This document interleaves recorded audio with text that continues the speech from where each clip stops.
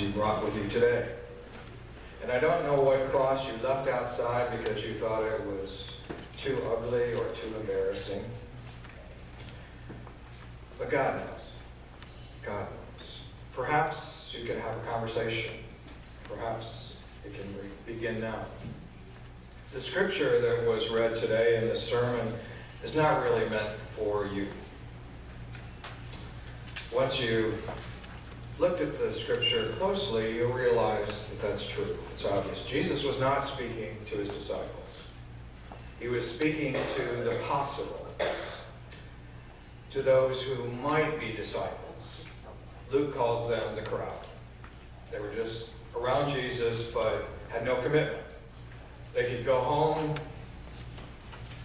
nothing would change. Now, at the same time, the scripture does call us to revisit, to re-examine, and to recommit to following Jesus. As we hear this, we think about our own commitment. Now, if you've not made a commitment to follow Christ fully, then this is for you. And if you have, then this is your chance to evaluate your life of faith. In your life of faith, how well are you doing? What is it that you need to work on? Those are the tough questions that Jesus asks today. William Willimon, before he became a bishop, was chaplain at Duke University. And he said, a few summers ago, something wonderful happened. I think it was wonderful. We learned that the readers of The Spectator magazine voted Duke Chapel the #1 tourist attraction in the Triangle. I now have a certificate in my office assuring me that the place where I work draws more visitors than athletics and the Moorhead Planetarium. And he says, but that makes me wonder, why are you here on Sunday? He said, I'd like to believe that you're here for the preaching. My music director would like to think you're here for the music. But we've both been around long enough to know that that may not be the case. He said, there's a man over there in the third row who came because his wife asked him to. Well, she went to a Bulls game with him last week, so it's only fair. The couple 2 rows behind them were married here 25 years ago, and so they're here for nostalgia. A junior music major over there has come only for the organ volunteers and is hoping that I finish my sermon quickly and be done with it so that she can get back to the music. He continues, this summer we were guests in the home of one of our student choir members. My wife asked him in front of his parents, tell us, what led you to sing in the chapel choir? Do you like music? Were you active in your church choir? And he replied in front of his parents, I thought it'd be a good place to meet undergraduate women. We all come with mixed motives. What brings you here today? I mean, deep down, what is it that brings you here? Now, sometimes we feel like we come, but we don't really need anything. You know, everything's going pretty smoothly, pretty well. But I've discovered that we as people are good at fooling ourselves. We're just good at that. Reminds me of the story of the man who went to be weighed on one of those weight machines they used to have. He put a coin in, and out came a little slip of paper, and he read it and smiled and handed it to his wife. She read it out loud. You are dynamic, a born leader, handsome, admired by women for your personality. Well, she frowned a little bit and handed it back to him and said, they got your weight wrong, too. We are so good at fooling ourselves sometimes. Luke tells us now large crowds were traveling with Jesus. Notice, not followers, not disciples, not church members, but a crowd, an audience. Those who had no real commitment. And he turns to them and says, whoever comes to me and does not hate mom and dad, children, brother and sister, even life itself, cannot be my disciple. That's pretty harsh stuff. Pretty harsh stuff. If we look at that closely, we may want to just pack up and go home, right? No, Don, we're not taking a vote on that. We're sticking around, sorry. Good. Barbara Brown Taylor says that Jesus probably would not have been a very good parish pastor. Judging by the things he says here especially. Count the costs. Hate family. Give up all your possessions. And hearing this, you may decide you're not going to come back to church, or at least this particular one. Imagine how, on Sunday morning, if we told our greeter to say to people, are you absolutely sure you want to do this? After all, Jesus, whose name we're about to invoke in worship, says you got to hate your families and yourselves in order to follow him. You have to give up your possessions. Think twice about coming.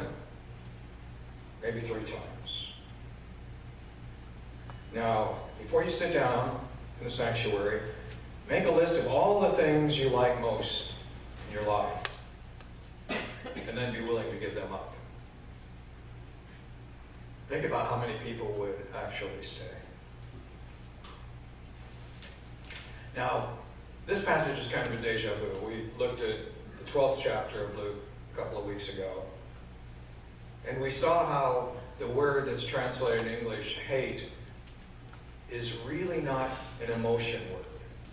In the Aramaic, as Jesus is saying, it's not an emotion word, it's a priority word. So, in some ways, it's been mistranslated. Jesus is saying, if you have others who are more of a priority than me, you got to give them up. If your family is more of a priority than me, you've got to give them up. If your possessions are more of a priority than me, you've got to give them up. Still a heavy message, but it's not that emotion word.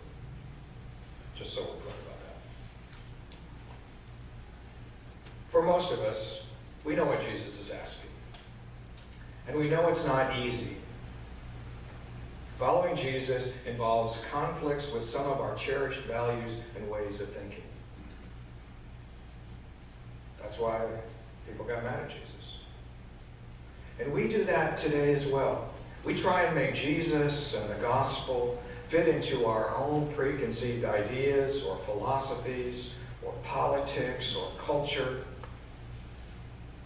And we miss the point. And Jesus says, any of that stuff that becomes a priority rather than me, rather than love, is misplaced. It's misplaced. Now, for the most part, we're not a people who like to make sacrifices, especially big ones. Now, I know there are exceptions, but on the whole, we are a people in love with comfort. Right? Is the sanctuary cool enough this morning for you? Is it too hot? If it's not how you want it, call the office and say, we're those who seek comfort. We have comfortable automobiles, right? We sit in and we test drive it and see if it's nice and comfortable. It rides nice. When we live in comfortable houses, we even belong to comfortable churches. This morning, Jesus calls into question all of that. Where are your priorities, Jesus says. At least Jesus can't be accused of false advertising, right? He lays it out there. Discipleship is hard. I think I'm in my golf phase right now. I told you about Lee Trevino a couple of weeks ago. Well, this week it's Gary Player. Gary Player, during his time, won more international golf tournaments than anybody else. And lots of times people would come up to him and say, I'd give anything to hit the ball like you do. And usually he would respond in some polite, humble way. But on one occasion he was tired and a bit irritable, and someone came up to him and said, I'd like to hit a golf ball like you hit it. And he said, you would give anything to hit a golf ball the way I do if it was easy. said, do you know what it takes to hit a golf ball like I do? He said, you got to get up at 5 o'clock every morning, which cuts me off. You go out to the course, you hit 1,000 golf balls, your hand starts to bleed, you go into the clubhouse, you get a Band-Aid, you slap it on, you go back out and hit another 1,000 golf balls. He said, that's what it takes. You would give anything to hit a golf ball the way I do if it were easy. But because it's not, you never will. So Jesus is saying, what are really your priorities? Bertoldo de Giovanni had that kind of total commitment. He knew what that was all about. Now, in his time, he was an important sculptor, mostly forgotten today, except for one thing. He had a student named Michelangelo. Michelangelo became a student when he was only 14 years old. It became clear that he had immense talent. And so Bertoldo knew that those with lots of talent often will coast because it's easy. And so he kept on Michelangelo and said, you need to work hard. Continue to work hard. One day he came into the studio and found that Michelangelo was toying with a piece of sculpture that was far beneath his talent, his abilities. And so he went over and he grabbed a hammer, he ran across the room and he smashed it to bits. All the while saying, talent is cheap, dedication is costly. This morning in the hearing of the scripture, Jesus is stomping across the sanctuary, headed your way, hammer in hand. What of yours does he see that needs smashing?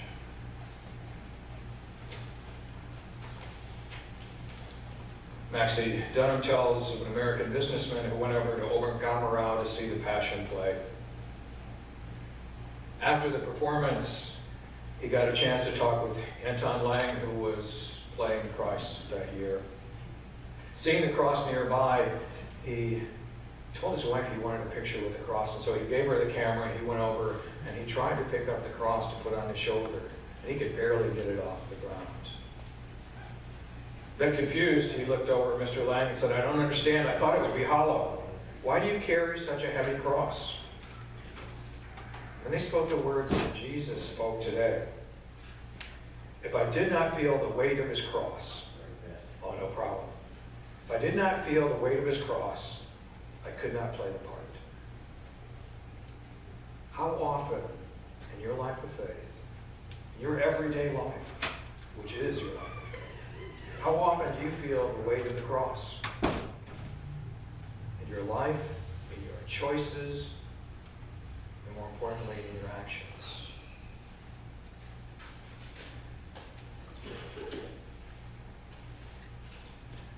Back in mid-60s, Bubba Smith played football for the best university in the world. And Michigan State had...